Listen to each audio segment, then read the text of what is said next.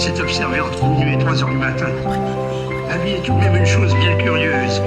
Il s'est observé entre minuit et 3 heures du matin.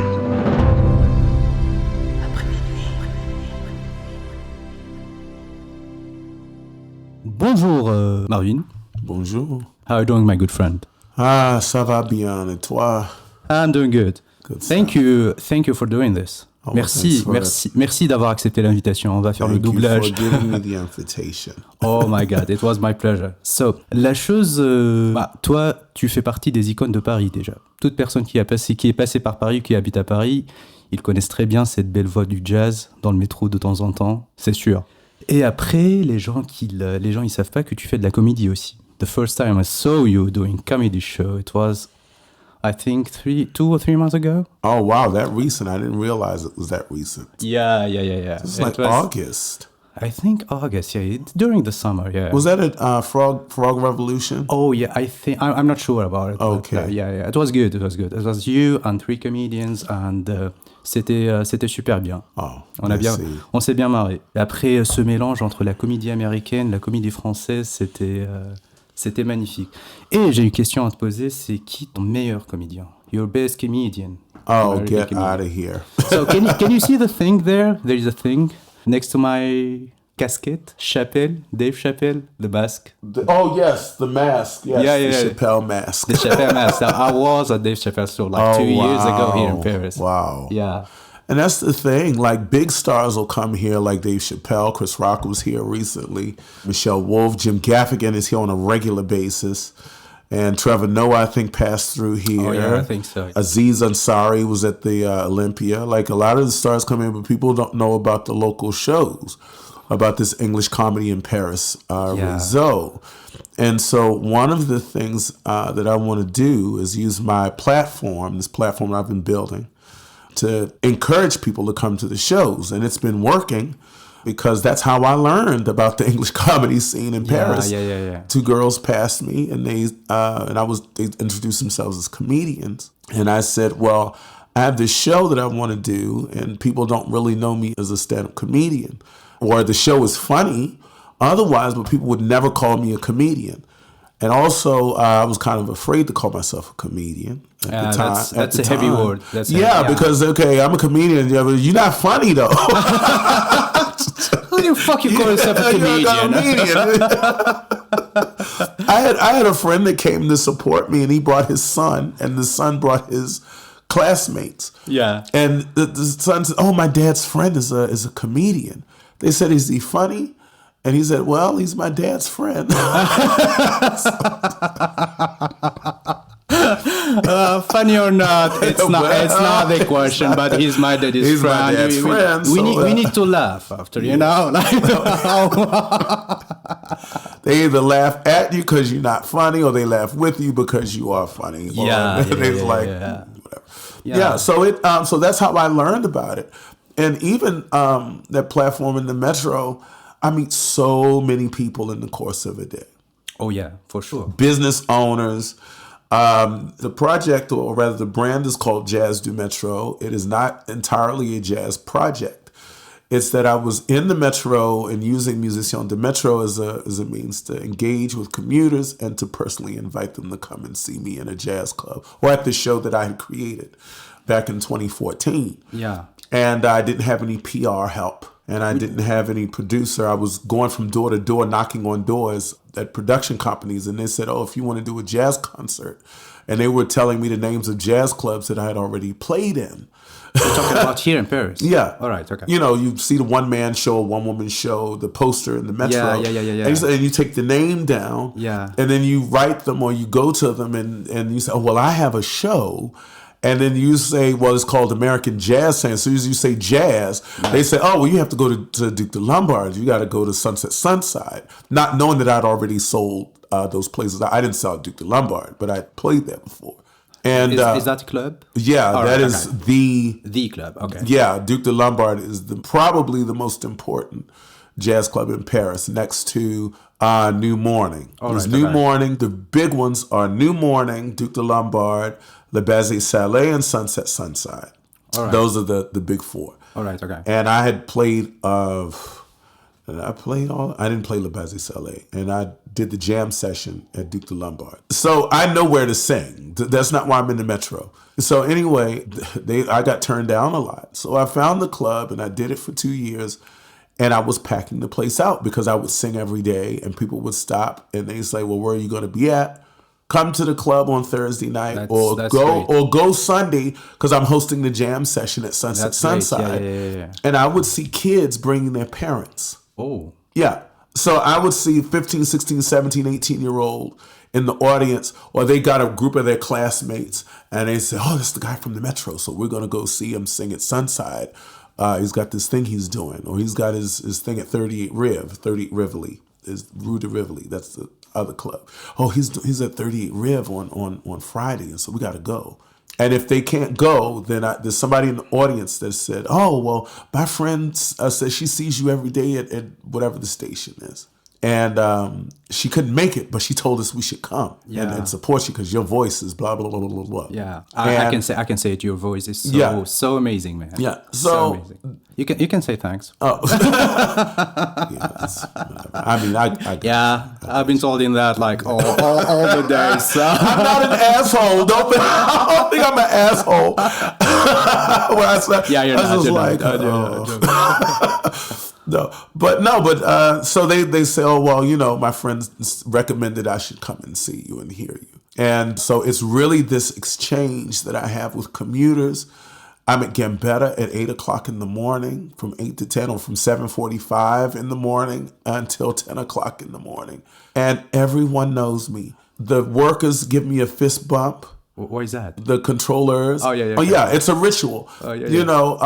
I instead of check, I go bop. Oh, yeah. Or I say double. Give me double bop. Yeah. And the little kids will come around the corner with their arms already stretched out. Okay. For the bop. It's become a ritual. It's not about whether you throw coins in. Yeah.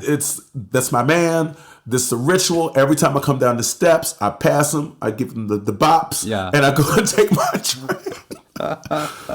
And the dogs of people who take that regularly have gotten so used to my presence that as soon as I see them at the top of the steps, I can see them kind of barreling down the steps and they run over to me to get their head rubbed. And oh my God. Yeah, because they know the music. And they know my presence, and they're just used to me. And so the owners get a kick out of seeing their puppies kind of, how they do that thing where they run, but they're really scratching the floor. They're really exciting to see something or to hear something. Yeah. But they know me. Yeah, that's interesting. That's really... Yeah. So it's so to be an artist in the Metro is, and I really wanted to continue to share my experience as an artist in the Metro. I'm not exclusively an artist in the Metro, but I thought it was so unique to be an American artist, especially a jazz musician who plays in the Paris underground. Yeah. And I wanted to build a brand around that. And as I continued to do it, I was learning about street performance and about busking because I would read about it online. There's a guy who has an account called Street Music Map. He has about 40 or 50,000 followers. He did his doctoral dissertation on the practice of street performance. And he posts content about, no matter where you are in the world, you send him some content and he posts you on there. I've been featured on there 3 times, and so I really want to shatter the myth of what that is because my experience is so unique. Oh yeah, for sure. Yeah. And also I wanted to get people to really try jazz music, not as inaccessible as people think it is. You don't have to have knowledge. I still don't have a lot. I've been doing it for 32 years. Oh, really? Yeah. I know famous jazz musicians, but there's still a lot to learn. We're still learning. Yeah. Even as we're writing and composing and playing gigs and teaching in some cases and producing and running festivals and as journalists, as people who are nominating committees, people who are in media and publish the magazines and are on the radio and who are running labels. We are still learning. There are kids who are in conservatories all over the United States who are in college programs trying to learn how to play this music. Yeah. Yeah, there is something special about jazz music because you can't hate jazz music. It's not like another things like rock music, metal music. You can find like people, okay, I don't really like that, but I never heard someone in my life saying, I don't like jazz music. You're fucking crazy. My experience is they don't say they don't like it. They say they don't know anything about it. Yeah.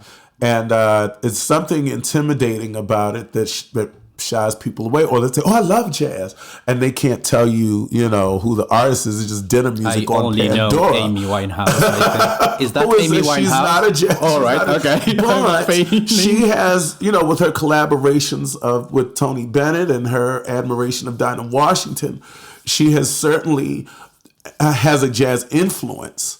But she's not, say, Jasmine Horn. Like, I would not put them two in the same category. What was the, how can you say, genre musical kind of music that was... Amy Winehouse, what was her... I would classify her as more soul and pop and rhythm and blues. All right. More than I would call her a jazz musician. Yeah, there is no specific one, just like maybe I would put her more in rhythm and blues. All right, okay. Than I would jazz. I mean, she's not a jazz singer per se. But I look, and also jazz musicians listen to everything. You cannot call yourself a musician and only listen to jazz. That's ridiculous. I know musicians who have played on some of the biggest pop albums, who played, musicians played with Prince and, who are doing Usher gigs. Yeah. A few of my friends were in town because they were playing on Usher's tour. That I know them from the jazz clubs in New York, and they're playing gigs with like. Okay, so let's. Go on. Yeah, so it's not just, jazz isn't just one thing, and we don't just listen to. Yeah, so music. There's a lot to talk about music. Like, for me, like comedy really informs the way that I perform because I'm used to watching variety shows on television. We had the Carol Burnett show. Carol Burnett started on Broadway doing musical comedies. Broadway, you talk about the theater of Broadway, right? Yeah. She started doing off-Broadway in New York. And then Broadway. Yeah. And then she was doing, stuff on television with sitcoms and variety shows and doing sketches and singing funny songs on TV. And then got her own show where they did like short vignettes, musical vignettes and comedy sketches and so when I think about her and I think about how she made songs funny, Red Fox is another iconic American comedian who started, the performance started in Broadway in what they call the Chitlin circuit, which for vaudeville performers that were black, that was the circuit that you could perform on and perform in front of black audiences and make a living because of segregation. Oh, really? Okay. Yeah. So you had vaudeville, and then you had Chitlin circuit vaudeville, and chitlins are refers to like a soul food dish of pig intestines that we eat. All right. Okay. Yeah. So it's a soul food term. And so we call it Chitlin Circuit, and that's kind of like the black, almost like I almost want to say Black League. Yeah. And so that's how you come up. And there's still a shade of that now that you kind of, you're famous in front of the black community, and then you get that one role with Tom Cruise, or you get that one role with Liam Neeson, or mainstream white star, and now you're nominated for an Oscar, or now you're kind of getting bigger gigs. Yeah. Like, for example, Jamie Foxx. Jamie Foxx, Jamie Foxx was... He's a comedian, Tom. Yeah. And he was famous in front of the black community for a long time. And then you started to see him kind of get more mainstream things where he did a movie with Tom Cruise, and then he got the thing with Ray Charles, where he played Ray Charles, and he was singing, and he had his own TV show, Jamie Foxx Show, all right, which was geared more toward black audiences, but he started building up his This is like the Chappelle Show, right? Chappelle Show was like destined to black people. Yeah, with yeah. Daniel Rowling and all that. Yeah, yeah. And then- even like Dave Chappelle was like really. Yeah, well, he was, like yeah. I said, he was famous in front of black people, in front of the black audience. He was in New York, right? No, Washington D.C. Washington D.C. Yes. And so he was kind of black famous, and then he got that role in Nutty Professor, which really, because Eddie Murphy at this point is is an icon. The god. Yeah, exactly. Yeah. I think there's very few people who did not grow up, who did not start out like in front of black audience. Yeah. Like Eddie Murphy. Eddie Murphy started on Saturday Night Live, which was, okay, national audience. He's funny. He's doing stand-up. And then he gets his movies. And now he's Eddie Murphy. Yeah. Right. Yeah. So it's very few people who didn't come up that way. Dave Chappelle, Jamie Foxx, and a few other. Wanda Sykes is another one that kind of came up under that kind of, you know. We're kind of black famous now. And now we've got to, you know, we're getting opportunities, and he climbing, yeah. That's interesting. And Dave Chappelle, after that, he went 10 years in Africa. I don't know. Sometimes you know, you got to get any kind of performing arts business, and this is what people generally don't get, is that it is a business. Exactly. It's not, his voice, and he just loves to sing, and his voice and his talent and his comedy, and she plays guitar so wonderfully.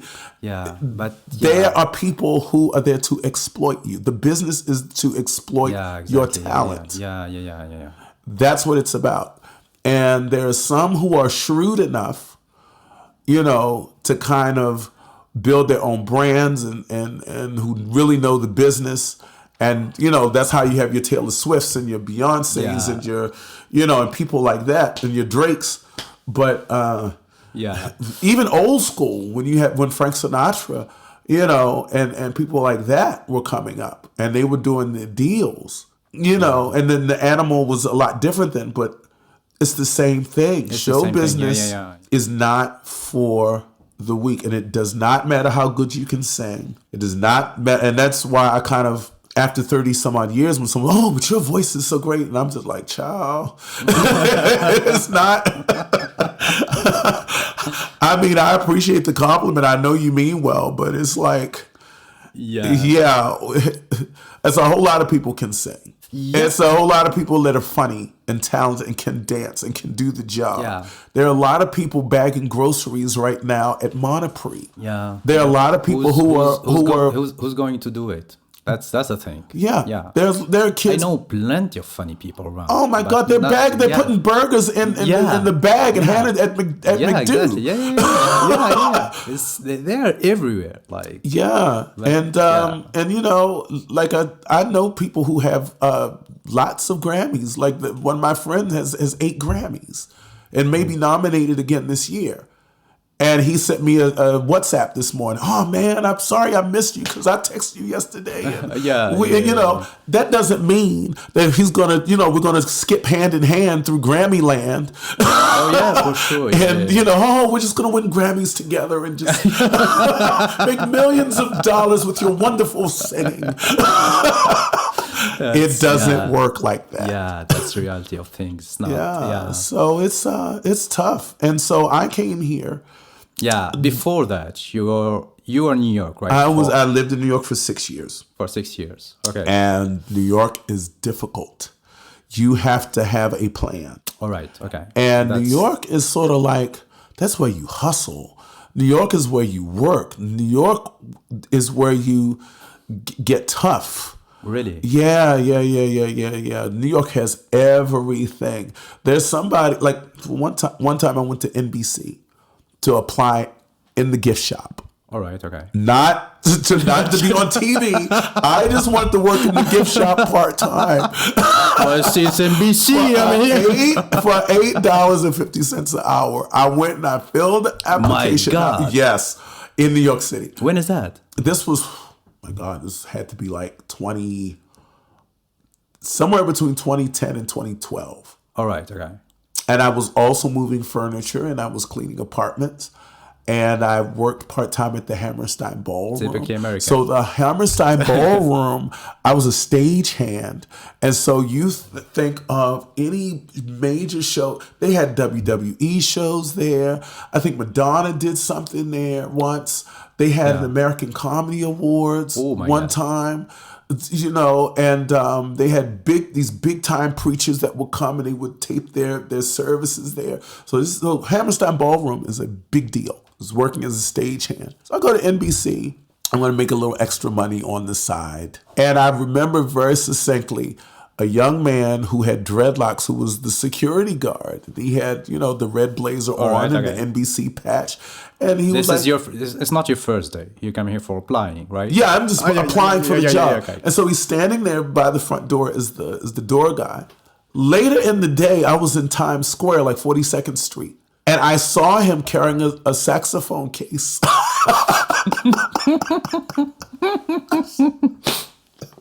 You're kind of like seeing yourself on him, you know? Yes. How are you doing, brother? Or when I would move furniture, it was all guys who were kind of like entertainers. So we had comedians, we had actors. The guy who ran the moving company was an actor. His wife was an actress at one point. She started doing nursing, and he started managing a retail store. But we were all kind of talented people, but we were moving furniture. You know, 2 or 3 guys at a time would go do the management. Yeah. And that's New York. And at any time, you can get the role like that. Yeah. And it can happen at any time. New York is just magic like that. That you could be even now. Even now. Oh yeah. But you also have somebody who has a long resume of like theater, of short TV roles, guest appearances. I did a kids program. I was on, you know, community projects. You know, you could have and they could be doing that for 30 years.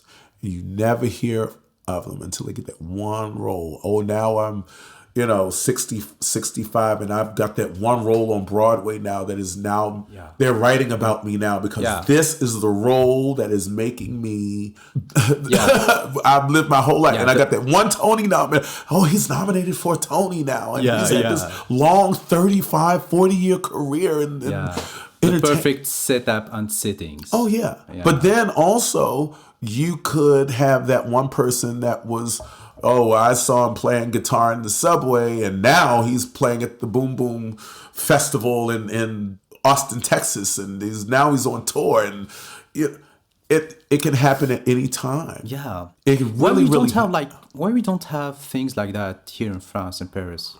You never. It's what this thing is so American, right? Right. That you can have you can work all your life for 30 years, and in a moment you are the one or the right. Everybody has their time. Yeah.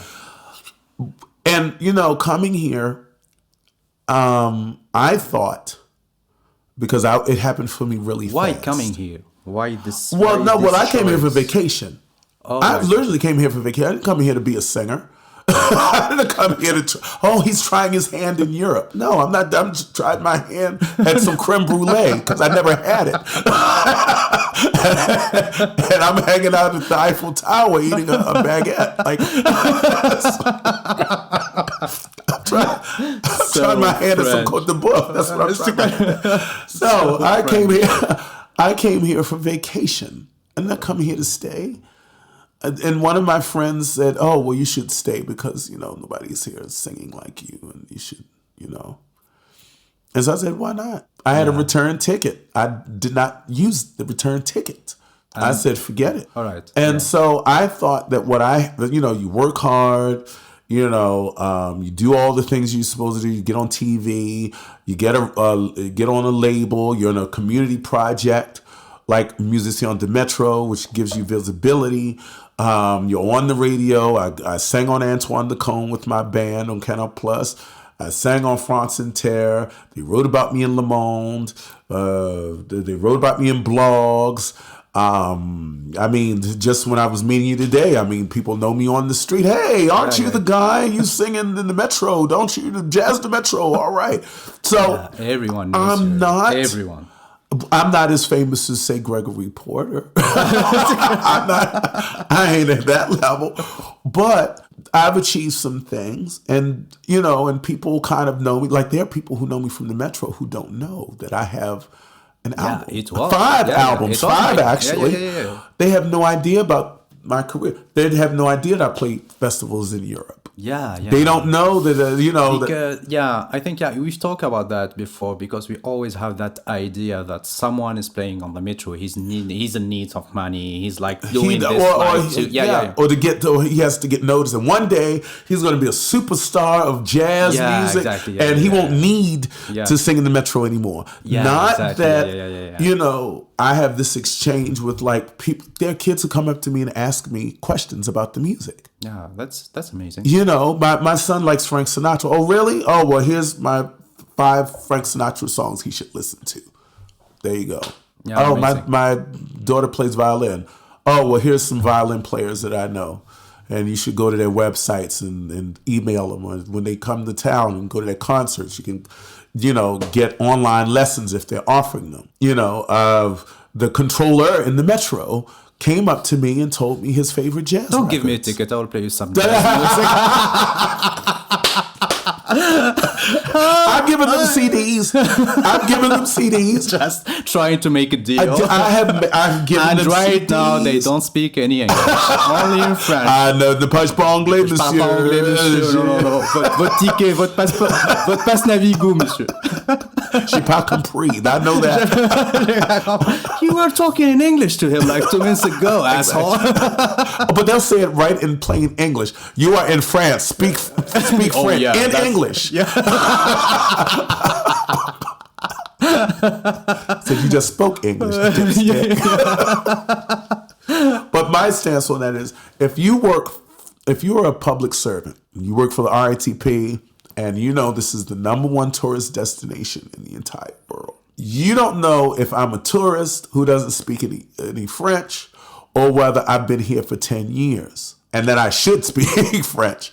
I think that if you are coming here and you're going to learn how to integrate, you know, you're going to work here, you're going to live here, you're going to pay French taxes, you're going to try to have a business here. Maybe a family. Meeting French women, you don't know. You know, so you should be making a huge effort to speak French. I mean, the most even basic French. Oh, yeah. I'm totally okay with you, yeah. If you work for the police, if you are a pompier, if you work in security in the Metro, if you are a you have to put out fires, you're a firefighter, you have to deal with the public in any kind of emergency situation, police, then you should speak a second language, even if it's not English. Maybe Spanish, maybe Italian, maybe something that's close. But you should be able to communicate with the person that you're trying to help. Because if I need help and I can't communicate to you what I need, that's a problem. Yeah. I had a French fighter on the podcast, I think 3 weeks ago, and he knows that he don't really speak English, but he knows how to say headaches. Do you have headaches? What do you feel? Your heart is shaky, you know, like that kind of thing. Like he can like say after that, okay, I know the situation, I have an idea about the thing, but his English is really, really basic, so it's limited to that. Like, if you work in Paris as one of these people, you should know some basics in English, because you're dealing with tourists every day. Yeah, I mean, even in New York City or like on the West Coast in California, or when you talk about, you know, like Texas and, you know, places like that. People speak a lot of Spanish there. It's English and Spanish. Yeah.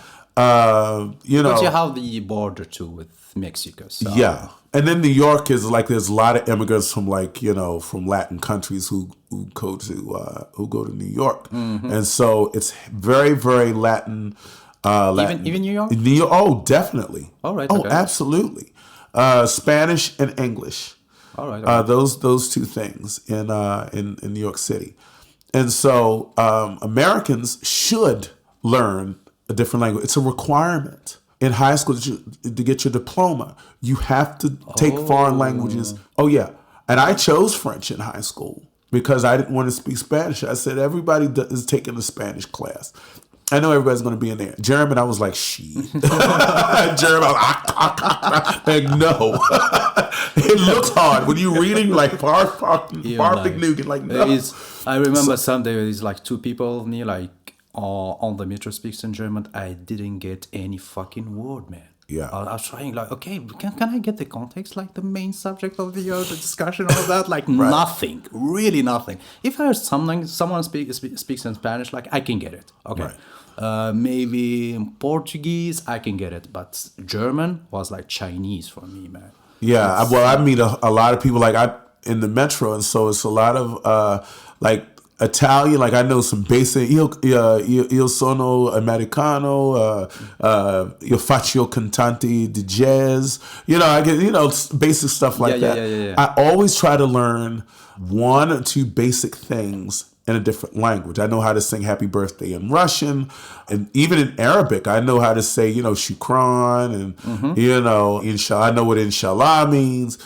Obviously assalamu alaikum, or 1 2 3 viva Algeria. I know how to say that. Fuck. Algeria is fucking everywhere. 1 2 3 viva Algeria. Look here in France, every manifestation you can find like the Algerian flag. Well, my friends who run the comedy night are Algerian. The one I on think Sunday. I know him. Yeah, Tariq and yeah, Maddie. I know Tariq. Yeah, yes, It's the green mic. Funny guy, yeah. And funny story about Mehdi. Mehdi and I met in the Metro, and we were talking about WWE wrestling. And our entire friendship is based on sending each other wrestling memes. Oh my God. On Instagram. Like he's on his regular, I'm on Jazz Demetro me, sending him Vince McMahon and Triple H Hogan memes. And so that's the base of our friendship. And so he said, what do you do in France? And I said, I'm a stand-up comedian. And he says, in English? I said, yeah. I said, I host an open mic. So Mehdi started coming to the open mic that I was hosting after he met me in Lamont King Grinnell. Amazing. And now he and Tariq run Green Mic Comedy every Sunday in Bastille. And this Sunday is their 100th show. Oh my God, yeah. The last time I was in that, like, there is a lot of people. Like, it's stunning. And another city I was really amazed by the scene, American stand-up comedian scene there. It's Lisbon. Oh, really? I didn't know Oh, that. yeah. There is a lot. Even more than Paris, because people there, like a lot of people, all the people there, Lisbon like speaks English, so it's so easy to get the thing running fast. I didn't know that. I know Barcelona, I know Vienna, I know Berlin. Lisbon, you can find like 6 or 5 each night running all over the city. Oh yeah, Lisbon. Yeah. I can show you afterwards. Like, what the fuck is that? Wow. And funny people there, really funny people. Really enjoy it when I was there. Yeah, but I was 40 when I started. This is my 6th anniversary doing stand-up. I wanted to do it in New York, and I was terrified to do it. I was like, what am I going to talk about? And I have this comedy song called The Ugly Song, You're a Mess. And I wrote it when I was 18 years old. And I didn't get the nerve to do it until I was at this club called Birdland in New York. They have this cabaret every Monday called Jim Caruso's Cast Party. And I got up on stage and I sang it, and someone recorded it. They were recording me in the audience. And the video part did not come through, but I was able to salvage the audio part. And so I edited the audio part and I put it on my first EP. And you can hear people in the audience laughing after every line of the song. And so that was my first taste of comedy. Oh, right. Okay. And then I went to the Comedy Cellar to try and get on. so I can sing this song. And the booker was like, oh, you only have the one song? Is that all you have? And I said, yeah, yes, sir. And he was like, well, come back when you have some more. He said, the song is funny. I can sing it more times. He said, I'll sing it over and over and over again. I'll change the title. It's not the ugly tune, the ugly song. the ugly 2.5. Yeah, so he said, come back when you have some more material. And I never went back. Oh. I never went back. And so here I was kind of forced to do it because during the jam sessions that I was hosting it like I saw Mr. Jim Caruso in New York. I, to make witty remarks and interview people. Like, where are you from? And, or like Carol Burnett, like I was saying earlier. Yeah. So that is how I eventually started as a comedian. Because I was already telling the jokes. And I remember my first time at Sunset Sunside, I started talking to the audience. It was my grandmother's birthday. Right. This gig fell on my grandmother's birthday.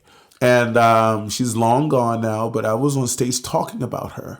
And the audience, I could feel the audience was drawn into the story. Even if you don't really understand all of what I was saying, everybody has a grandma or a aunt figure or a mama or big mama or pop. Yeah. And the story was endearing to the audience. And so that's when I started to get more comfortable on stage with talking to people on stage.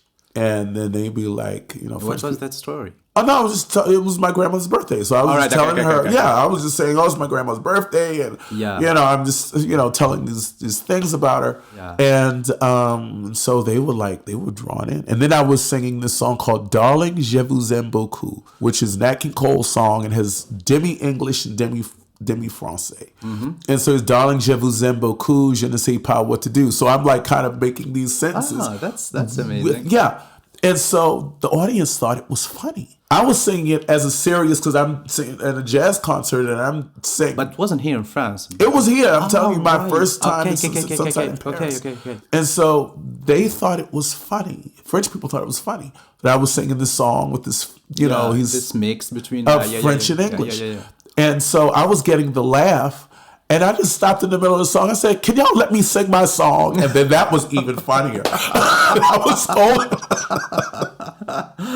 oh my God. Yeah. And so I just started getting more comfortable talking on stage. Because you've been always used to the people and singing in front of people. Yeah. But doing something else like comedy is not the same thing. Oh, no. Comedy is hard. Yeah. It is hard because when you just sing or when you play music, there's always something redeeming about a musical performance. It means that you can always get over with music. Yeah. Dance. Maybe it's a pop cover. There's a song everybody knows. Maybe the girls are pretty. Maybe the guy is really good looking. Maybe he has some dance moves. Maybe he's a genius on whatever instrument he's... You have a lot of solutions. Maybe it's the songwriting. Maybe the voice isn't all that. Like Bob Dylan's voice is not all that great. But the songs are so brilliant. Yeah. It's the songwriting that gets him over. Joni Mitchell's as a folk guitarist and songwriter. So there's always something that kind of draws people in. If the joke does not land, you just have to kind of you just kind of deal with that. If it ain't funny, and I've sat in some. It's not funny. But there's sometimes I've sat in some audiences and I've been like, this guy is not making me laugh, and this girl is so excruciating. Like, please, when is the light coming?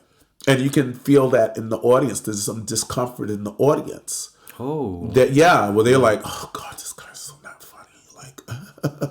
Yeah, you can kind of feel like, and he'd be like, yay, all right, let's off stage, yay.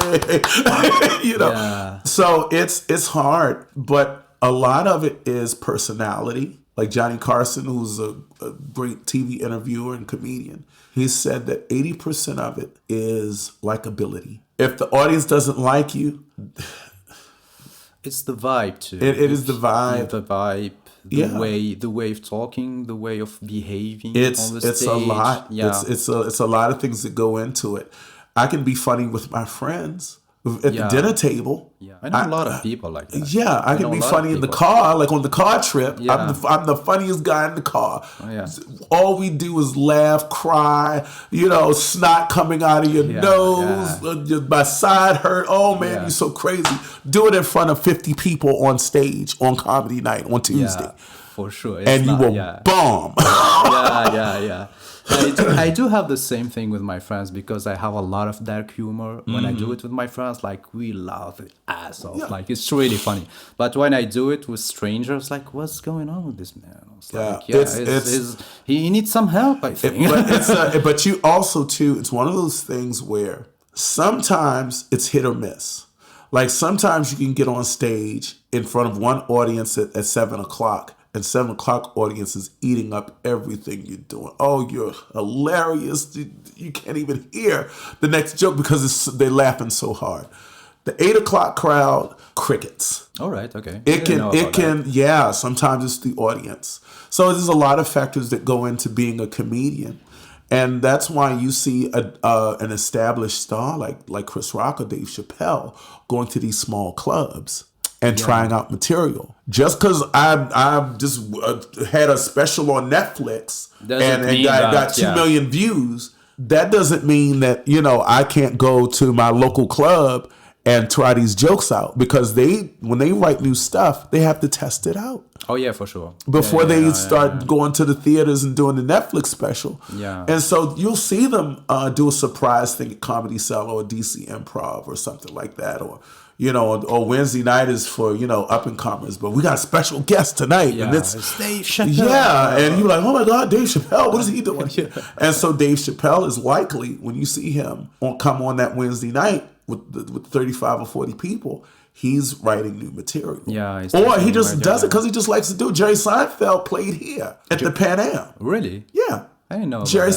Seinfeld has been here a couple of times. He played at Barber's Comedy Club. Yeah. So Jerry Seinfeld just loves being a stand-up comedian. He'll do it right here in the living room with two people in it. Yeah. He's a funny guy. He's a funny hilarious. guy. Yeah, he's hilarious. Yeah. So those are people that that inspire me. And like there is a comedian. He I think he never done stand-up comedy before. Conan O'Brien. He's so funny.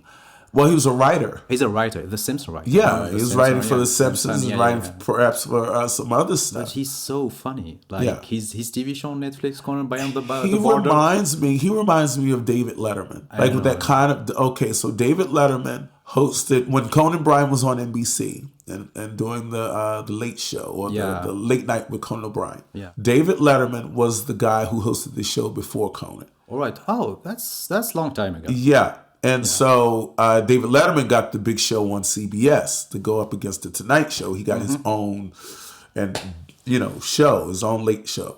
And so that's who Conan was replacing in that slot. And so Conan was already his humor and his self-deprecation is funny. All of that is he has a funny face too. You know, like his with expression. I don't know. He do things like all that. Like, and he's so tall and skinny. He's so tall. He's Irish. He's like, he's so funny. Like, we don't have here in France like the scene of comedy. It's different thing. It's still new, I think. Yeah, it's still new. But it's not the same thing as in United States. The British and the United States are responsible for modern show business. Oh yeah, I think so. Those two countries are really, really responsible for the way that the people are entertained. Yeah.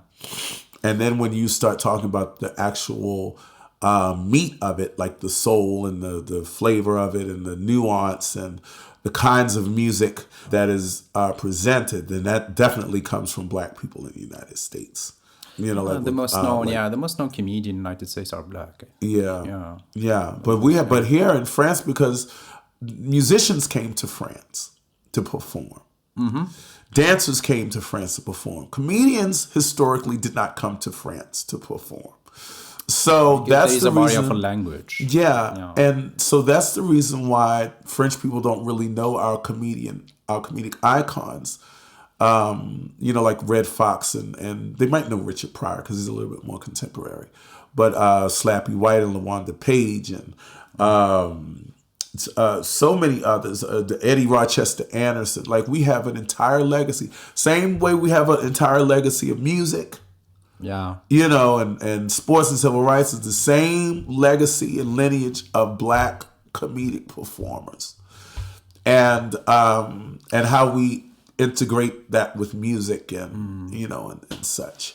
And so that's been a challenge to kind of get over, because most people's, and I really appreciate your interest in my comedy. Oh yeah. I really do. My pleasure, man. Because it's like, your voice is like, oh God. Oh God. Yeah. Yeah. But I saw you, play at the Boom Boom Comedy Night. I thought you were funny. That I will likely respond to. That's my guy. Yeah, because it's like I never really get a chance to talk about that. Yeah, you told me about that. Like, you sent me a message. I really appreciate that you told me. Because I sing every day. Yeah. I sing in public every single day. And so, there's... There is something like coming from United States, the flavor that I really saw it in you performing, this is so American. Even like he's making jokes about here in France and Paris and Parisian people, but there is like something flavor coming from United States, and that was amazing for me, like seeing, because the French humor, French humor is good, but like I do prefer like United States comedy and all of that, like things coming from United States. Avec une sauce à la française. But I know the French comedians. I know them. And they speak English. And I can, tell the jokes. But it's so funny because if I go to a French show, I don't know what they're saying. Yeah. And I know the comedians from their flyers. And so imagine I'm at the Pan Am and I see Edgar Eve, for example. And Edgar Eve is a very famous comedian here. And I said, oh, Edgar Eve, hi, how are you? Oh, you know me? I was like, yeah, because I love your flyers. Oh, great flyers. Great flyers. Melvin Hosny, who I met, French comedian. And I said, oh, wow. And his brother Khaldun, oh, wow, you have you seen my show? I said, no, but your flyers, man, are amazing. Amazing. keep that design. Yes. don't keep it going. Keep it going. I don't know what's going on with the jokes, but the flyers. Oh my God. That one poster at Apollo, oh man. Just wow. Oh my God. So, I'm gonna ask that in French. Ça fait combien de temps t'es ici en France? 10 ans. 10 fucking years. 10 years, man. 10 years. It feels like 20.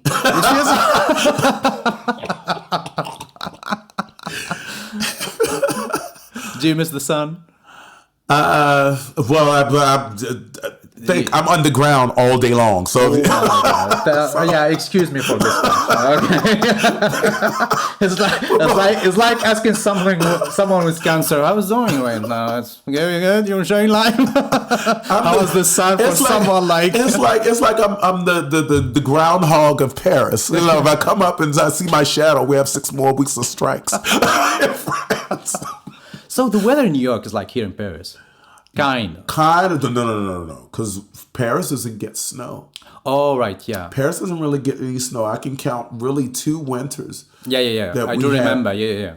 Snow in 10 years. Yeah. And it gets really cold here. And it can get really, really, really hot. Like, we had the canicule. It was so hot that my iPhone had an exclamation point on the screen. Go back to New York, man. They said that my iPhone it was so hot it almost killed my iPhone. The iPhone said, turn me off, please. Yeah, we don't have it. Yeah, I had remember. Never seen that. Yeah. It was like a Fahrenheit. It was like 110 so degrees. Yeah. And my iPhone said, no, I'm not working today. Nothing. I'm taking the day off. I couldn't believe it. So I was like, oh yeah, it's hot. It's that hot that you just can't even run away from. It's just like usually if you like get under a tree, you're like, okay, it's some shade. No, this hot is like on your ass. Yeah. All right. Yeah. So talk me about your first year here. In First France, year here. What was the thing that really t'ont vraiment choqué? Do you say like this is not J'étais America? comme un enfant. C'est vrai? Oui. Because it was the Christmas time. C'était Noël. Oh oui, okay. And so I was wide-eyed at like, it was, and my birthday is a week It was before 10 years Christmas. ago, like we're talking about 2013. 2013. Yeah, 13, okay. And so it was the food. Someone took me and bought me a croque monsieur for dinner. Oh my God, And so another friend French. took me to the Latin Quarter, and we had Côte de Boeuf and Parmentier. And You know, I don't know, like this is French, Côte de Boeuf. Yeah. It's so French. yeah, well, the Like, name okay. is the name is at least Côte de Boeuf. Going to some brasserie, having Côte de Boeuf. Côte de Boeuf et Yeah. Parmentier. Parmentier. Parmentier, These are c'est taters. les pommes écrasées. Yeah. Yeah, and so I was in poulet Pomme de rôti. terre, pardon. Yeah, and but I was just like, wow, because I'd never been out of my own country. Oh. So Really? that was and First this time out here in Paris.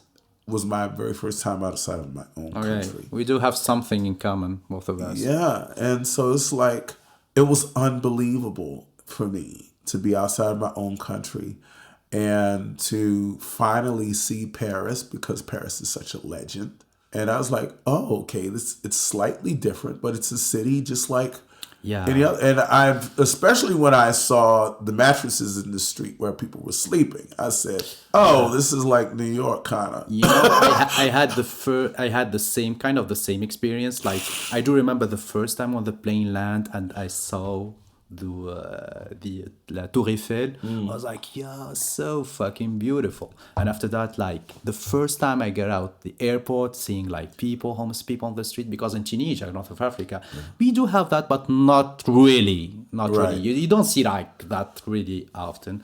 I was like, okay. And after that, the first week, 2 weeks, 3 weeks, I was like, okay. It's Paris. It's okay. It's not that Paris that we have in our mind that, yeah. Yeah, and but there are times when I just can't believe that I'm here. Like, what am I doing here?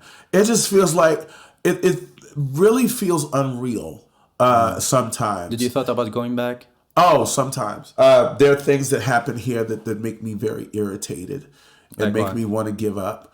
Well, first of all, the brand that I've worked so very hard to build, and when it feels like people don't get it and I don't feel supported. And and sort of like, I was with Musiciens de Métro for 6 years, and I was never recognized. I was never acknowledged, and I never felt supported. By who? By Musiciens de Métro. Oh, really? How about they give you the card and they don't even go to the Metro to see you perform? Like you go to Maison de l'RTP, you do an audition. They say, oh, wow, here's the card. And you go.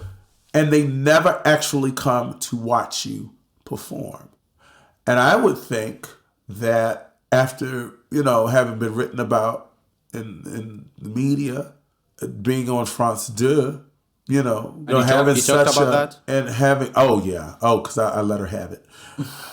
After having, such a incredible response from the support from the public, that they did not bother to say thank you or let's at least go and check him out. Yeah.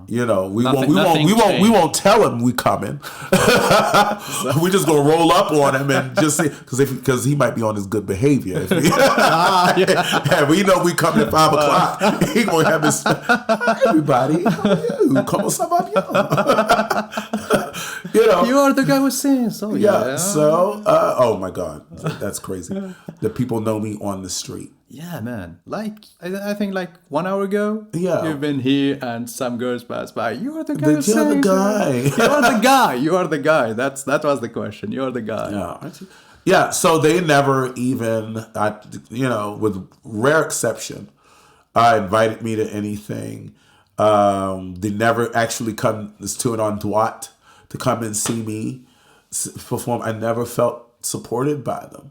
And so long story short, you know, that was one thing that kind of was disappointing. And I wanted to tie that to what I do professionally. So Musician de Metro, TSN Jazz, the clubs that I would otherwise perform in, because I'm the one kind of noted jazz musician who performs in this civic project. And there was just not a reception of my ideas. When you come here in Paris, you're saying like... being here and, you work so hard. You work so hard, but and you get so little in return, which is the norm for performing arts or for show business, as we were talking about earlier. Yeah. But in this community, it's just like, wow, are you kidding me? Yeah. Are you kidding me? And I did everything that I thought I was supposed to do. So that was a little tough on me. But my ideas have expanded to streetwear. You know, I'm a street musician. Then I started seeing kids with their skateboards and wearing, Obey and Thrasher and Babe and such. And I started doing the research on the brands and on how to create a brand. I started studying Stussy and Supreme and Virgil Abloh. Mm-hmm. And kids have bought my hoodie for like $75 American dollars. They think that the coins and the chapeau and the bucket is the end all and be all, and not that someone just hired me to sing at the Ritz plus Vendôme for their wedding. Yeah. Or that, like I said, the skateboarder in Austria, 23 years old, bought a Jazz de Metro hoodie for $75 American dollars. I'm so none of this has to do with singing, with Marvin Parks' need for an opportunity to sing jazz. Yeah. I have so many ideas on branding, on community engagement, on programmation, or getting a licensed entrepreneur to Spectac to be a concert producer here in France, on media. Like, the reason why I created Jazz du Metro was to create content about jazz. All right. That was the number one thing I created it for. I didn't come up with the name.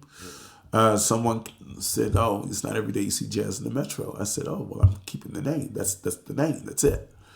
And so I just had a lot of things to say about my experience here and about, like I said, about street performance, street culture, about, I love skaters. I have content ideas to kind of work with the skate community and put that with jazz.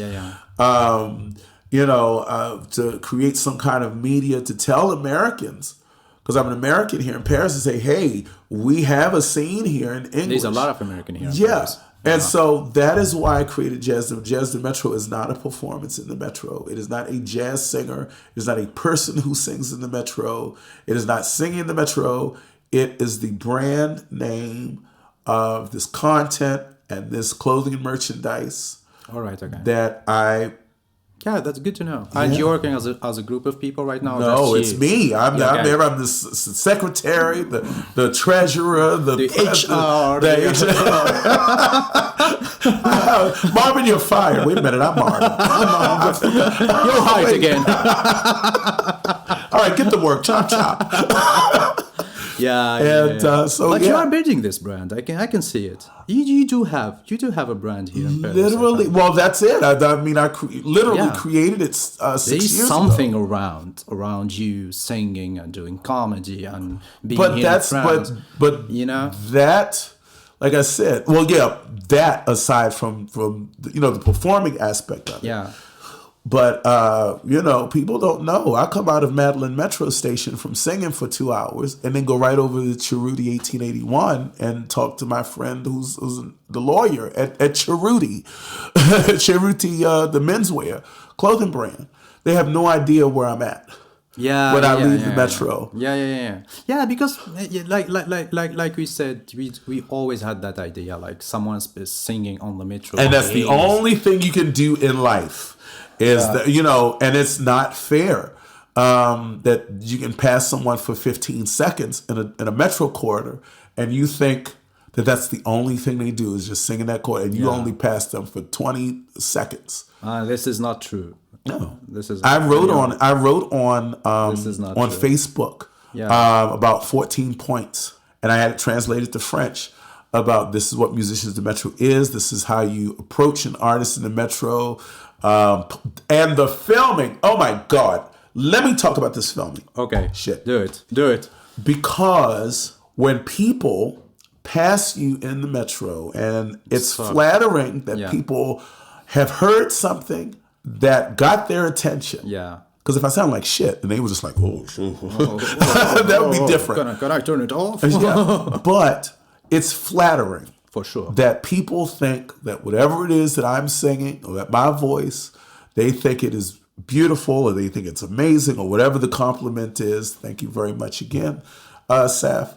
But there's no consideration for me as an artist. How is that? Explain more. They don't ask my name. They don't ask permission.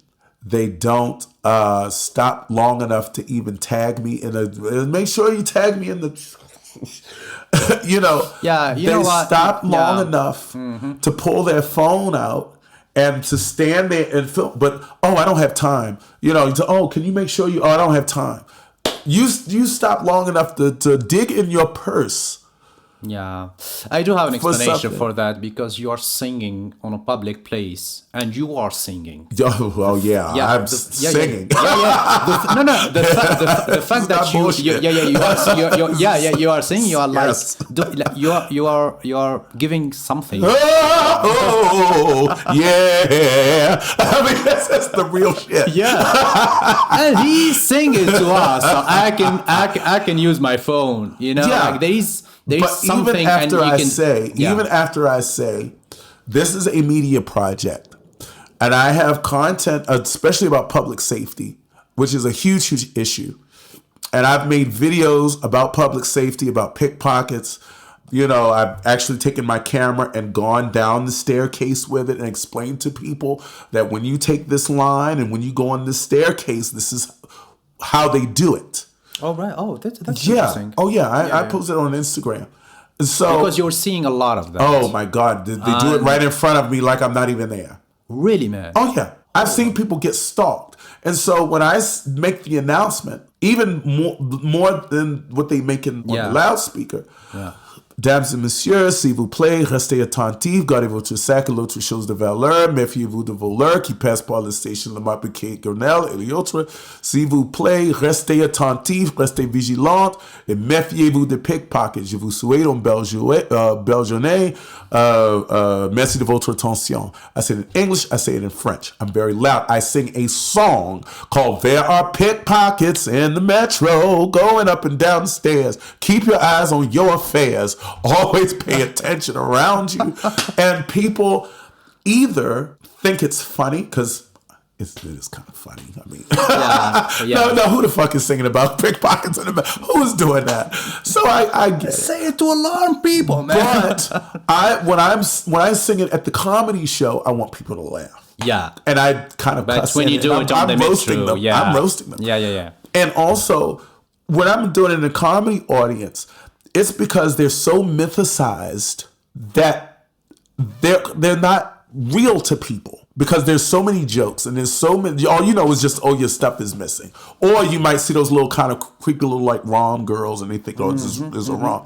But generally speaking, people won't know what a pickpocket looks like. Yeah. Generally speaking. Yeah. So I have. That's like a ghost. So through my comedy and even through this song, I have now created a profile. I've created a character of Marvin Parks versus the pickpockets, and I tell these jokes. I tell these stories, with music, and I'm writing about it in my Facebook statuses and telling these stories and telling these jokes. I have now created these characters, or this character, or this figure of a pickpocket in Paris, that Marvin Parks goes out with his sword. He's slaying this quote unquote dragon or this monster, and he's beating up the pickpockets in Paris, or he's singing these songs to warn people. So that's kind of, in the comedy sense, and then my persona, that's what people are kind of saying, and they think it's funny. But when I'm literally in the Metro and I'm singing, "Pay attention, baby, please, they will take your stuff with ease." And I have seen them stalk people. Yeah. I saw the guy stop because I was singing it. And the lady just was just started feeling her back, and he turned around and he cussed me out and told me Nick Timer and all this other stuff. When I can go to hell, and all this, he was so angry. So what are you doing? What are you doing? I'm trying to do my work, man. I called them out. I have stopped the train and told them to get off the train right now. Get off and get out of here. So I've made content around that, and I want people to watch it. I'm not promoting a singing talent. I don't need you to film me. Oh, I've got to film your voice because I got to share your voice. And I've said it 5 times, miss. I already make my own videos. You have 25,000 views. So important to say. You have 25,000 followers. I have 25,000 followers. Great. I need those people to watch the video that I made. Yeah. Not a singing performance in the Metro. I even have videos from me being on television. You can go on YouTube. So if you want my music, take my name and go to Spotify and go to YouTube and you can check it out. This is something very specific. It is not, oh, well, where can I make you famous? I'm not looking for fame. That's not the goal. The goal is to inform you of what I see here, and I need to get this message out. Right, you're right. And so some people get in their feelings when you say, oh, why can't I? I'm not, they get really upset. So one thing that in this content that I do is that I put the phone on selfie mode. And I said, if you want to be in the video, let's be in the video together. Metro equals people. That's the theme. Metro equals people like my friend Saf. Metro equals people like my friends from Poland, from Chile, from Korea, from Brazil, from Canada, from Baltimore, Los Angeles, Detroit, Houston, Texas. Metro equals people. Yeah. And that theme has stuck. So whether it's the 1.5 minute long video, musical performance video, or whether it's a short 10-second, Metro equals people like my friend Saf, bop, and I put that in my stories. That's the theme. Not, oh, hey, look at that guy singing over there. His voice is great. That's not what I'm after. My thing is, this is who I connect with every single day when I'm in the Metro. That's amazing. That's great project. That's a good way to see things and to promote things too. Yeah, because it's like, if it was just to sing, if it was just because I want people to hear my voice, if it's just... You want to be on the Metro. I don't need to be in the Metro for that. Yeah, for sure. You don't go to the Metro to listen to music. My vinyl albums are listed on Amazon by resellers for upwards of 130 euros. Oh.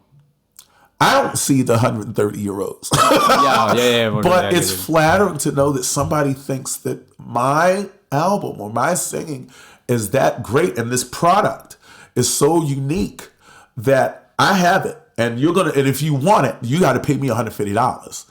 And this is even without my autograph on it. Yeah. So my point. Yeah, I get it. Yeah. So my point is that I'm not in the Metro so I can be quote unquote discovered. It is a platform to engage with this community, which I do. It's beautiful. I could go on about how beautiful the engagements are and the things that have happened, and how funny some of the videos are. I have videos going back to 2018 that I haven't even edited, and I think about some of them where I look back on them and I'm like, this shit is funny. I want people to see this. So that's not what I use the Metro for. Metro is. We got closures on line 6. If you follow me on line 6, or you see me every day on line 6, This is what's happening. For 2 weeks, they're doing renovations. Find somewhere else to go. Find another path. Yeah. We got strikes. The day before we had the big strikes in 2019, I interviewed people in the Metro with my cell phone, with my iPhone. I said, about what? How are you going to get along? That was my question. Okay. How are you going to get along without the Metro? The Metro tomorrow, the strikes start. No Metro service. How are you going to get along? You pass me here every day on line 3. I want to know how you're going to get to work. How are you going to get to see your mom in the hospital? How are you going to get to school? Yeah. How are you going to find a way to get to the airport? Because you got a trip planned, but now the Metro is shut down. Yeah. How are you going to get by? I had a hashtag that said "Strike du Metro." That was the hashtag. And I interviewed people. So that is what this project is. I saw Minute Buzz, I saw Tepito, I saw a few other those media channels, and I said, I want to adapt being a jazz singer in the Metro to that. Yeah. And no one's ever done it because, first of all, if you play in the Metro, you're only there to play in the Metro. Number two, we've been saying throughout the podcast, is that a singer in the Metro is the venue shrinks you. The venue shrinks you. Like when we were at the bar earlier, and I said, if I take this bucket, if I sing here, and I pass the bucket around, oh, pull a musique s'il vous plaît, Mr. Dam. Oh, they throw a 20 in, they throw a 10 in. It's, oh, bon courage. Oh, we love you. Here you go. Because I'm in a bar. If I'm in the Metro and I've got the guitar case, I've got the chapeau, I've got the can or the bucket. Oh, sorry, I don't really have any. I'm sorry, this is all I got. Or sorry, I don't have any money. And I have Jazz du Metro on my shirt. I have it on a giant 50 by 70 card with a QR code with the website on it. And I'm saying, this is why I'm in this hallway. Oh, I'm sorry, but I don't have any. Yeah, I think because people, they don't think they ask for it. They're just like taking the Metro and like someone. No, I'm talking about the people, not you. The people don't ask for someone to sing on the Metro. Oh, right. That's why they don't really see. But there's so many musicians that are guitarists, there's violin players, there's a string orchestra that plays often at Bastille or Châtelet. There's one guy who plays a 6-foot harp. He plays a harp. What is a harp? Like when the angels are playing the bling, bling, bling. La contrebasse. No. That's different. But this is like it's big. It's so big. Yeah, Okay. A harp. And the 8 Ukrainian guys that you see at Concord or at Châtelet sometimes, or Republique. So it's there's 300 artists who are playing throughout the Metro, bands, entire bands. The guy that I stayed with when I first came to Paris, he had already been in it for several years. So he took me to Concord and he had his microphone set up, he had his guitar and his amps, and we were singing and playing together in Concord. And so when you look at even the optics and you see a full-on band playing, well, they don't look like they're begging for money. You're but right, if it's the guy if by it's himself, the guy with the guitar, and he's and for me even, it's even more minimalistic than that because I have a USB key and a little speaker and a cup, and my knapsack is on the side of the wall. So I'm just standing there up against the wall singing. So I don't immediately look like what a musician will look like because I don't have an instrument. And it gets a lot of the attention of sometimes the controllers who are like, well, do you have a card? Are you a musician? Like, what are you doing? Yeah. Sometimes I'm standing there talking and people walk by, well, he's just standing there, who's the Oprah? Like, what is he doing? And so people are confused even on that. But so people don't automatically think that, streetwear and branding and media and even for me, like before we had this conversation, I didn't think like this, I always had that, maybe that vision that people singing on the Metro, desperation. Sorry for that. They asking for money, but they doing something for that to be now, much easier to ask after, This is my. Start spreading the news. Put money in here. For sure. But no, and I was telling you, I said if that was the case, well, I wouldn't be singing. I just asked you for the money. The good thing that you can have that conversation with people. Passing through and all that, but people tell me the most personal stuff. I mean, this one young man. That's a different thing. But you're being a psychologist sometimes. This one young man was on his way to see his mother. She was terminally ill. All right. And he said, and this was not Jazz du Metro and watch my content or buy my CD or any of that stuff. This was, I think that you're somebody that I can talk to. You had that human connection with him, right? And so I turn the music all the way down and pull him to the side, and we talked for about 10 minutes. And How was it? How the conversation starts? that literally how I said it. He walked by me and he said, "You look like," because a lot of people have passed me several times. Oh, that's interesting. Yeah, there are people who say, "I grew up with you." I'm in university now, but I remember back in 2014 or 15 when I was in school and you were here. And now, and I'm 25 now, and then yeah. So there are people who said that they've grown up with me because I used to go to Mount P. Grinnell all the time, and now you're still here, and and so it's like a reunion, like a little mini reunion. Yeah. So that's very flattering. But so he just walked up to me and he just said, "Oh, I think that you're somebody who I can talk to, and I need to talk to someone." Somebody said he was talking in English or French? In English. In English, right, but there are other people who've had like very difficult times with their family relationships. A young man that couldn't talk to his father. He felt like he couldn't talk to his father. Another young man invited me to his high school graduation because he kind of saw me as sort of like an uncle or something like that. Another young lady who just was like, "Phew, I just need a hug." Another young lady was going through something with her apartment and she was by herself, and I told her how she had to assert herself. Just those kinds of conversations, where I'm not trying to sell a shirt or a CD or that's not about your voice. That is that my talent is such that, and they're so familiar with me that my talent is a conduit. To kind of foster this kind of really personal relationship.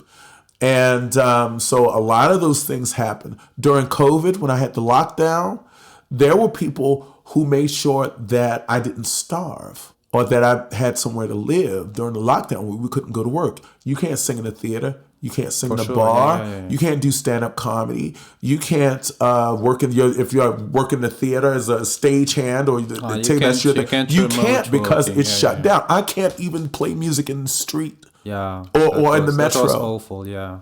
And so I had already had this community of people, my family, other artists, and then there were people in place who had already been contributing on a regular basis, who when now I'm in the situation, I can now make sure that you're okay. Are you okay? You need grocery money. You need, you need to get by. What do you, and I was taken care of. That's interesting. I've gotten so many other things besides coins in the chapeau. Wedding dates. I got my very first voiceover role in a movie because someone heard me singing at The Rock. And she said, "My brother is making a movie and I've heard you sing and I like your voice and I think your voice would be perfect for his film." So you've been singing? So I was not singing. I was, okay. "Good morning, Brooklyn." "Hey there, hi there, ho there." And, I was on the drive home and, that was the role. I voiced a video game character. I was a gorilla in Black Sad. Oh, right. Black Sad, the graphic novel is now a video game. I play Jake Ostiambe, who's the gorilla in the... You are everywhere, man. So, the Metro's a whole economy. Yeah. So it's... Like I said, my relationship with people in the Metro are like, I've sung in their homes. I want to surprise my husband. I think, my son turns 18. My son turns 18, and I think you would be a cool surprise for him because they know me from this. Marvin, you should come and sing for my son. That's amazing. The babies. Amazing. The one mother said that that her son had never heard anyone sing before. How was that? In live. Right. Okay, so she's used to, your mother, you sing your baby. But she took him down my corridor and I was singing to him. Oh, he's a baby, right? Yeah, he's a baby. I was thinking about like... No, he's 20 years old. Finally, he's out of his shell. I was living in Mars for 18 years. I'm free. There is people singing. Give me here. Bruce Springsteen, please. Someone need to sing for me. I'll take what I can get from the Metro. But she said her son had never heard anyone sing. And, as a baby, other than her. Yeah. Singing to him, Yeah. And so until he came down that corridor. So there, it's a lot. It's a lot that comes out of that. And so I just said, media is the best way to go. Yep. Because if you can have your own media platform, media is more powerful than anything else. Yeah. For the most part. Yeah. But blog. I think you do have like that kind of good mix between media and the presence on the Metro, like getting past people and talk to people. That's the thing. Is for example, our podcast come. right now, right. that we talk together. I know we've talked together in the Metro. Is like, do you interested in something? Like, okay. Yeah, so but that's was what a it human is. connection before it was. Well, people hear me sing and they say, "Oh, well, can you do my project at school?" I go to ESRA, I go to ICAR, I go to American University in Paris. I got to speak on a Black History panel. So people always approach, I'm a student, can you be on my project? Can you come and do something at my school? I've done classes for adult students and for lycées, maison de retraite. I got to do that. So, yeah, like I said, to have your own media platform, be able to communicate is like a very, very powerful thing. Yeah, and I said it's one thing to sing, but if you can have a regular and consistent communication with a group of people that in this community you've built, that goes a long way. The people in the Metro know me. Every day they know me. Not just, he sings in the Metro here every day. They know my first and last name. They know, or they know the brand's name, or the kids, even if they don't know my name, they're in the line with their class and they start coming down, Jazz the Metro, and they pop out of line and give me a fist bump. Yeah. Or the teachers will even give me a fist bump. Yeah. That is what I wanted to achieve here, is to have you are doing. I can presence in this local community that is more important than being the next Kenji Girac or Stromae, because they're not accessible. There's only probably one or two like famous artists that I could probably call here in France for the most part. Other than that, I will never have Stromae's phone number. I'll never have Kenji Girac's phone number. I will never have Mylene Farmer's phone number. I will never be able to go over to Carla Bruni's house. I will never be able to have coffee with Yannick Noah, likely, or with Lenny Kravitz. I will never be able to do that. But being the jazz singer next door, I know one jazz singer because he had getting better every morning at 8 o'clock. I at least know him. If I have a problem, I can ask him something. Where I come from. Yeah, but where I come from, there are communities in the United States where we know the local which artists. State another time? Maryland. Okay. So I worked in public radio as a volunteer. And I know when the artists will come by this radio station. You could go up to your elder and say, hey, I need, you can have a friendship with them. Here, not so much. Because it's very tribal. Like I was telling you, the jazz, the Joe Schmo just taking a jog down the street. There's a gulf between Joe Consumer and the local jazz musician. And there's a universe apart because nobody's ever thinking about that. Right. But you see the guy at Lamont Bouquet every night. Oh, hey, jazz man. These people don't know my name. They say, jazz man. Hey, jazz man. They don't speak English. Jazz man. That's jazz man. That's what that is. Beating up pickpockets. Singing pickpocket songs. A lot of things, yeah. So I wanted that visibility here. Yeah. And that's, I guess I'm getting what I can see that you're doing good work. Yeah, Great work. But it's lost on the RATP and it's lost on the directrice of Musiciens de Métro, who will never see what that young man felt. You know, when he talked to me about his mother, or they don't get that. Yeah, you know. Right. Yeah. And that's what I do it for. Like I said, if it was just to sing, I'd be doing so many other different things besides showing up on line 3 every day. Yeah. This is so, comment dirais-je en français, c'est très gratifiant, comme on dit. It brings you good things and good feelings, and you're doing something good. It's not, and two, like, success is really subjective. It really depends from one person to another. For me, like, doing this project, having you, it's a huge success. Having millions of you, I don't give a fuck, to be honest. But well, just I want to sell 1,000 Jazz de Metro hoodies, and I want to be on Business and Fashion magazine. The project that's Paris. Go on. You know, like I said, the goal is, this has opened so many ideas for me. You know, because 10 years ago, I wouldn't think about, trying to design a hoodie. I would have never thought of that. I would have never thought about trying to get on Project X or trying to get in Complex or the Hundreds or was Hype Beast. I would have never thought about that in terms of an audience where I could perhaps take my music or even being a comedian or be some performer and talk to the 18 to 23 crowd who's on a skateboard at Pele Tokyo. You know, that wasn't the crowd I was going for. I didn't even know that I could do that.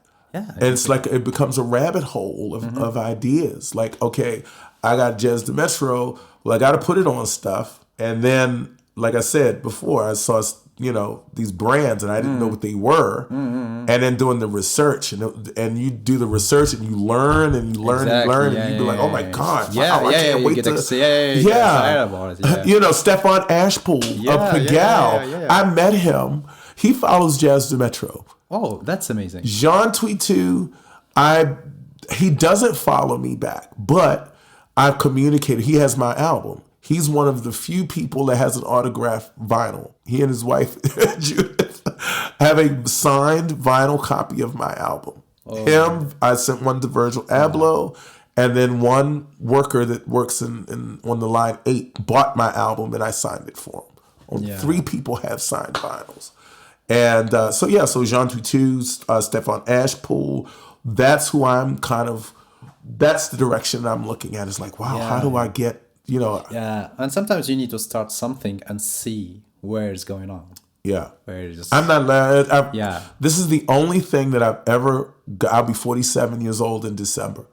This is the only thing that I've ever gotten up to do every single solitary day in my life.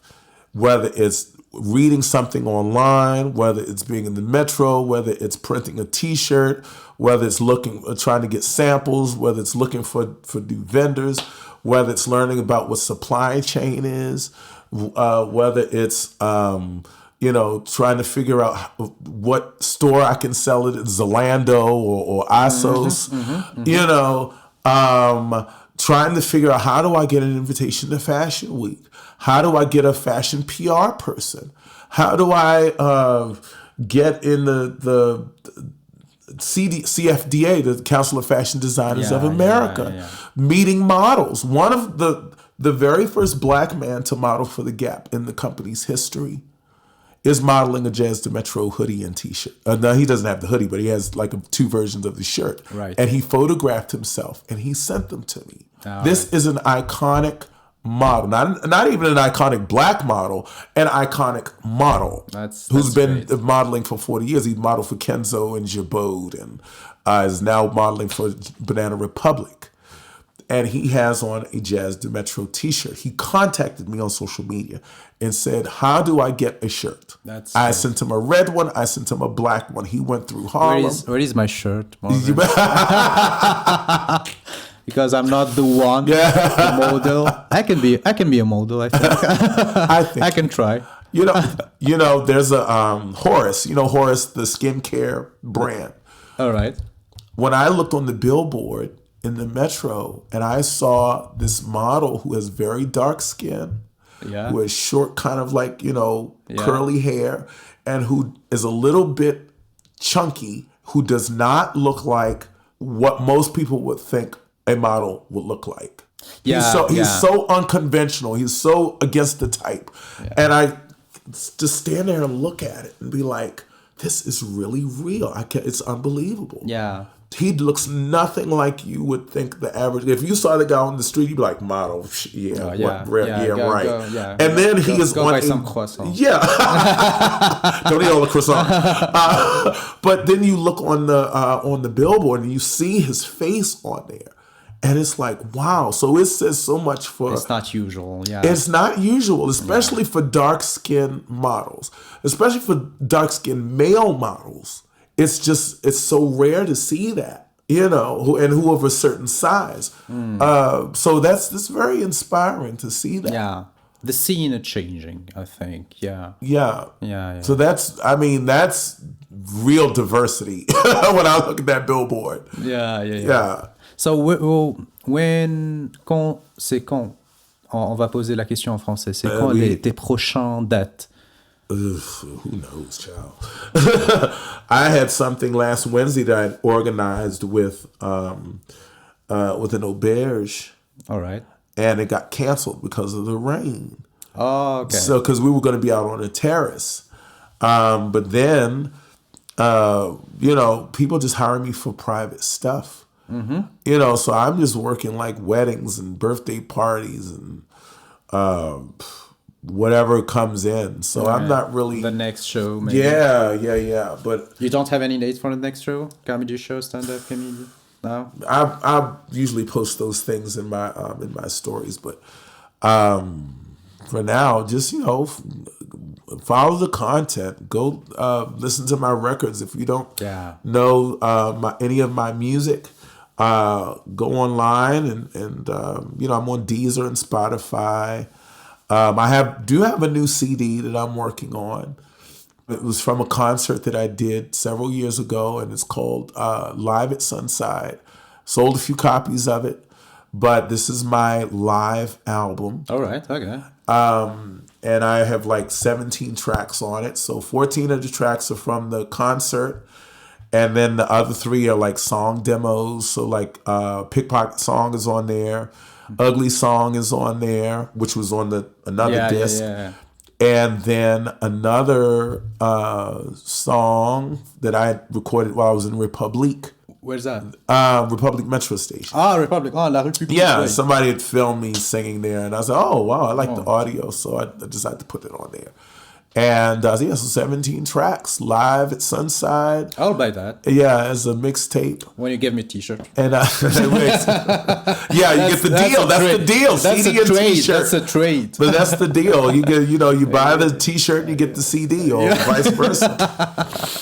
And so that CD, and I said that to my producer friend in Jersey, who knock on wood, I hope he and his wife got it, because I want him to put it on his label.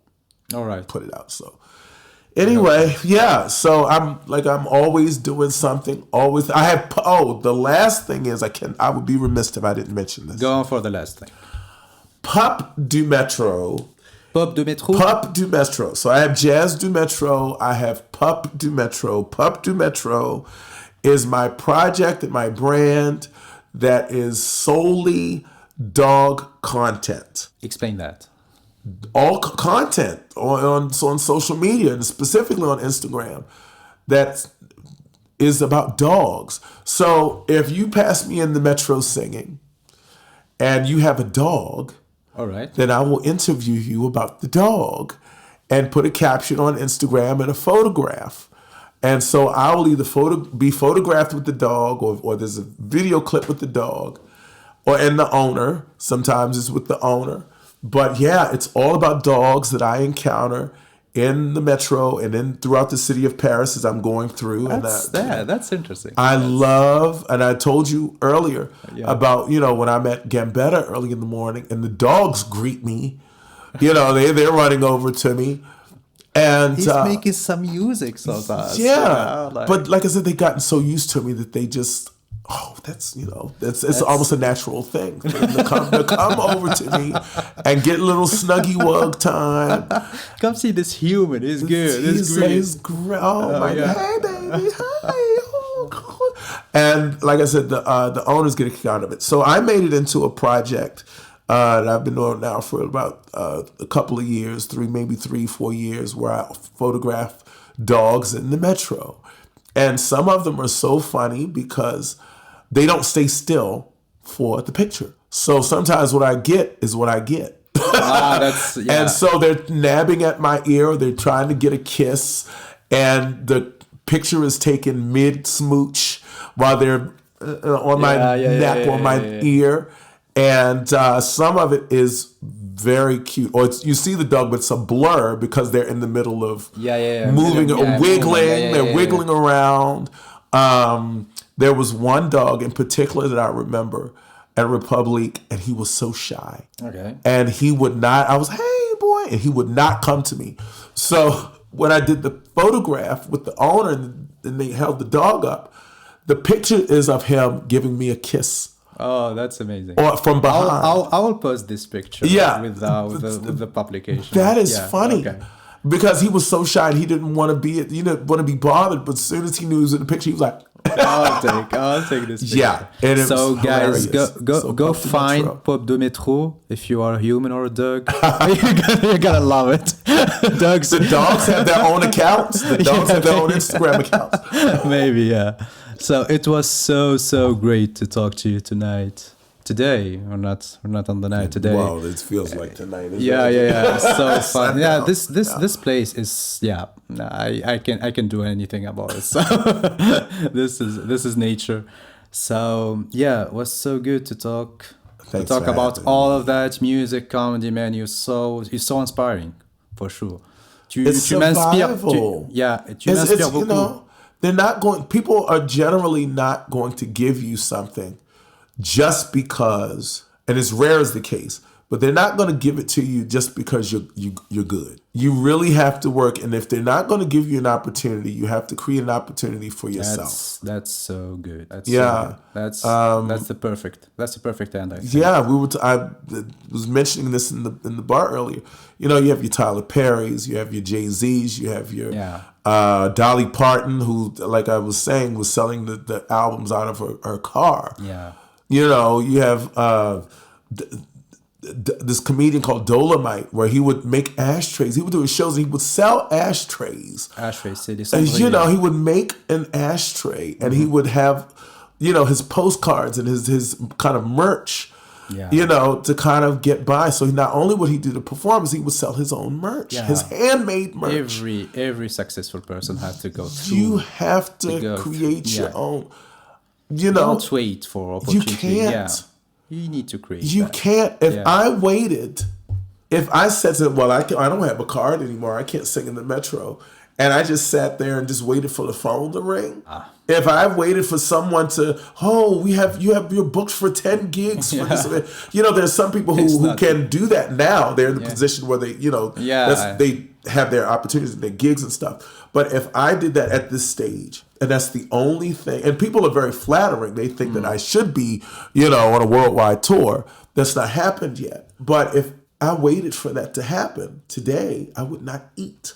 If I had stayed in bed this morning and not gone to Gambetta, or if I'm not at Lamont Piquet later, and I'm saying, I'm not going to do Metro today because, I don't want to do, somebody should be writing me a 500 euro check, a 1,000 euro check to sing in the theater. Well, that's not happening today. Yeah. The gig like I told you, the gig last Wednesday was canceled because of the rain. Mm-hmm. So if I'm sitting there and say, the gig is canceled, it rained, and I have to wait until the next thing, and I have to wait for my parent to give me, my patrimony or whatever the thing is. I would be skin and bones. That's for sure. Yeah. So you got to go out there and you got to make it happen for yourself. Yeah. Go on and do things and try new things. Maybe there's something there. You need to start something and see if it works. It works. Yeah. If it doesn't, you learn something and you don't have Everything like is that. a learning experience. Yeah. Even if I never get this Jazz de Metro hoodie in Gallery Lafayette. Yeah. But you are getting something from the stuff that I learned about retail, because I worked in retail, hanging clothes on it, working in the stockroom in Soho in New York City. I know that part of it. Yeah. But now I know what it takes to actually have a brand. Yeah, exactly. It's not the same. It's a universal way. Yeah. So it's everything is a learning experience. If it's not Jazz de Metro, maybe if and when I go back to the United States, I can come up with something else, and that would be connecting the dots. That would be the successful thing. Yeah. You never know. So it's, never lose. Yeah. Never lose hope. Comme on dit. Okay, thank you. I'll let you le mot de la fin. Okay. Some announcement, some things now. Tonight's program is brought to you by.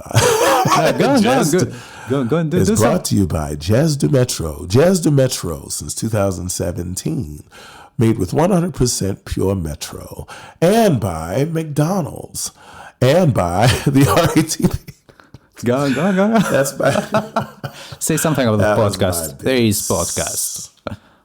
Please. Oh, yeah. What is the podcast? All I know is I'm on the show.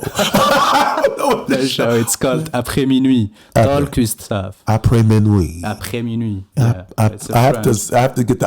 Yeah. After midnight. The English name. Yes. After midnight with Safwan. With Saf. With Saf. Go on. Again. I can try again.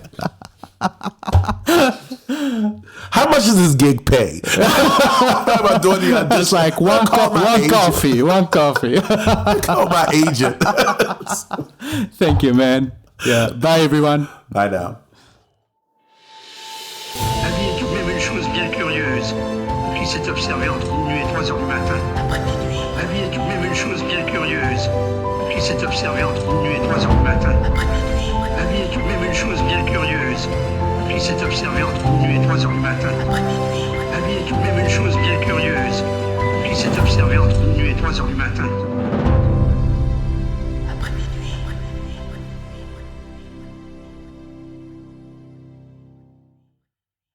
Hello, my Pinkers! This is Charlie. You've just listened to a production signed by Charlie Pink. I hope you enjoyed it. If so, find all our creations on your favorite listening platform and don't forget to subscribe so you won't miss anything. For even more Charlie Pink, also visit our website www.charlie.pink and follow us on our social networks. Keep it wild, Pinkers! Catch you very soon!